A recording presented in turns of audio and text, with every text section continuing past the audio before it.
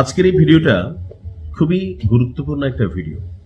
বাংলাদেশের প্রথম সারির গণমাধ্যম টেলিভিশন চ্যানেল RTV তারা এই নিউজটা করেছে, লিড নিউজ। যারা জুলাই যোদ্ধা আছেন তাদের জন্য আমার মনে হয় এত ঝামেলা হবে না, কিন্তু জুলাই যোদ্ধাদের ভিড়ে যারা পুলিশের উপর অভিযান চালিয়েছিল এবং কি অনেক পুলিশকে হত্যা করেছিল, তারা অনেকেই ভাবছিল যে জুলাই সনদের মাধ্যমে তাদের আসলে শেষ রক্ষা হবে, হয়তোবা নির্দিষ্ট একটা সময়ের জন্য হবে। কিন্তু বাংলাদেশ পুলিশ পরিবার যারা বা পুলিশের যারা সদস্যরা আছেন তাদের কাছে কিন্তু এটা অন্তরে একটা ঘা হয়ে আছে।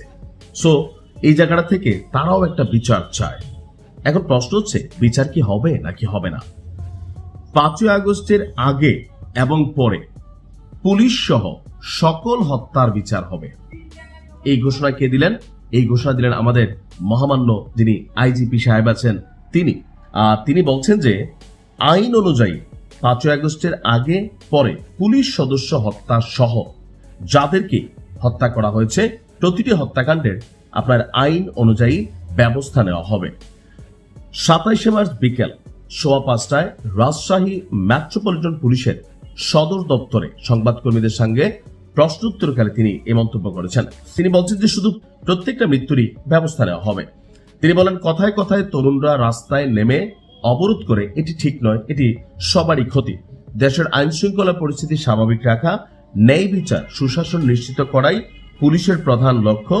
বিনিয়োগ আকর্ষণ করতে হলে আইন শৃঙ্খলা রক্ষা করা অত্যন্ত জরুরি এবং এক্ষেত্রে পুলিশের ভূমিকা সবচেয়ে বেশি। এটা কিন্তু সত্য। যখন আমরা কোনো ক্রাইম করি, আমরা কোনো বাটে পড়ি, তখন আমরাই সবার আগে দৌড়ে গিয়ে পুলিশকে বলি, ভাই রাখেন টাকাটা, ধরেন আমার বাইরে ধরে নিয়ে আসতেছে বা আমার পরিবারের বা আমারই ধরে নিতে আসছে, কথার কথা। তো আমরা কি করবো? যার যার অবস্থান থেকে হ্যালো, টেলিফোন, এরপরে হচ্ছে ক্যাশ টাকা, এগুলো আমরা ব্যবহার করি।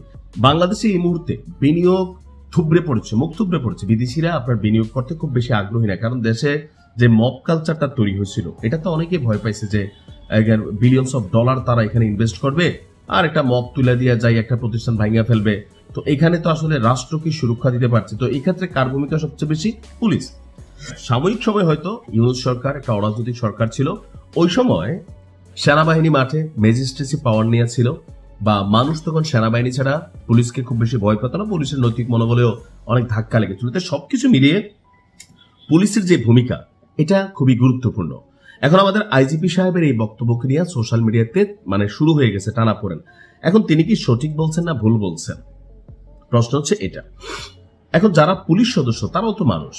এখন ধরেন রাষ্ট্রের মধ্যে একজন সন্ত্রাসী আছে, আপনার এলাকার আশেপাশে খুব সন্ত্রাসী, 100টা মার্ডার করছে ফর এক্সাম্পল। আপনি মনে করলেন যে এই সন্ত্রাসীটাকে আমরা মাইরা ফেলি। আমি আর আপনি চিন্তা করলাম, ভাই এর তো বাইচা রেখা লাভ নাই, এত এমনি 100টা মার্ডার করছে, এরে মারলে হয়তো সোয়াব হবে, রাষ্ট্র আমারই কিছু করবে না, আপনি গিয়ে মাইরা ফেললেন। রাষ্ট্রের চোখে আপনি কি? হত্যাকারী। রাষ্ট্র মনে করে, আইন মনে করে আপনি নিজে আইন হাতে তুলে নিতে পারেন না।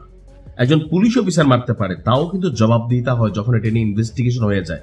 এই যে ওসি প্রদীপ টিনিয়া, কত কিছু হয়েছে, কারণ সে পুলিশের পোশাকের আড়ালে অনেক অপকর্ম করছে, তো তারও তো ফাঁসির রায় হয়েছে না? হয়েছে তো। সো পুলিশদের যারা হত্যা করা হয়েছে রাষ্ট্রীয় আইন অনুযায়ী, অনেকে এটাকে মনে করছে যে তারা ফ্যাসিস্টের সহযোগী ছিল, তারা অনেক অন্যায় করছে আওয়ামী লীগ ক্ষমতায় থাকতে, কিন্তু তার মানে এই না যে আপনি মাইরা ফেলবেন। একজন মা 10 মাস কষ্ট করে একটা সন্তান জন্ম দেয়, সেই মাও যদি সন্তান জন্ম নেওয়ার পরে তাকে কোনো কারণে মাইরা ফেলে গলা টিপা বা পানিতে ফালাইতে বা যেমনি হোক, রাষ্ট্রের চোখে মা অপরাধী, তার ফাঁসি হবে বা তার জেল হবে। সো IGP সাহেব যে পয়েন্ট অফ ভিউতে বলছেন যে এতটা পুলিশের প্রোগ্রাম ছিল, তো যারা পুলিশ তাদের কি জীবন নাই, তাদের কি পরিবার নাই? আছে। এখন রাজনৈতিকভাবে এই দেশে পুলিশ কখনোই নিউট্রাল হওয়ার সুযোগ নাই। যে ক্ষমতায় থাকবে আমরা পুলিশকে ব্যবহার করব, আর পুলিশ ব্যবহার হইতে বাধ্য। একজন পুলিশ কর্মকর্তার বুকে এত বড় কলিজা নাই যে ঊর্ধ্বতন IG, DIG বা IGP লেভেল থেকে একটা কমান্ড আসবে বা মন্ত্রী MP, তিনি একদম রাষ্ট্রীয় আইন দেখাবে, দেশপ্রেম দেখাবে। তারা খুঁজে পাওয়া যেত না, আর পাওয়া গেলেও বান্দরবন, নাইক্ষংছড়ি ওইসব জায়গায় পোস্টিং পাওয়া যাবে, অথবা বরখাস্ত।